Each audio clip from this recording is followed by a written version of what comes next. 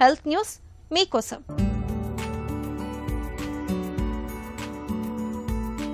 యువతరం జిమ్కు వెళ్లి కసరత్తులు చేయడం సాధారణమే.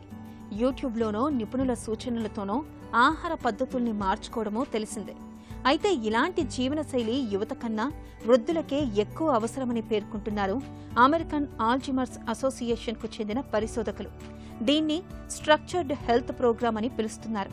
అంటే ఏమీ లేదు, రోజు ఏదో వాకింగ్కి వెళ్లామా వచ్చామా అని కాకుండా నిపుణుల సమక్షంలోనే వ్యాయామం, యోగా లాంటివి చేయడం, వైద్యులు చెప్పిన ఆహార నియమాలు తూచా తప్పకుండా పాటించడం, నిర్ణీత కాలంలో అవసరమైన వైద్య పరీక్షలు చేయించుకుంటూ ఉండడం అన్నమాట.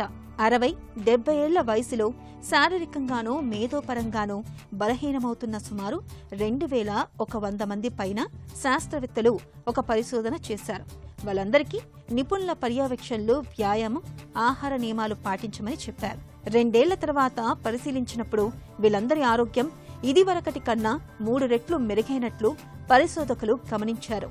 వాళ్లలో వృద్ధాప్య ఛాయలు పెరిగే వేగం కూడా తగ్గిందని శాస్త్రవేత్తలు చెబుతున్నారు. కాబట్టి వయసు అయిపోయింది కదా, ఇవన్నీ మనకెందుకని అనుకోకుండా తరచూ జిమ్కు వెళ్లడం, నిపుణుల సూచనలతో ఆహార నియమాలు పాటించడం వారి ఆరోగ్యానికి అన్ని విధాలా మేలని పరిశోధకులు సూచిస్తున్నారు.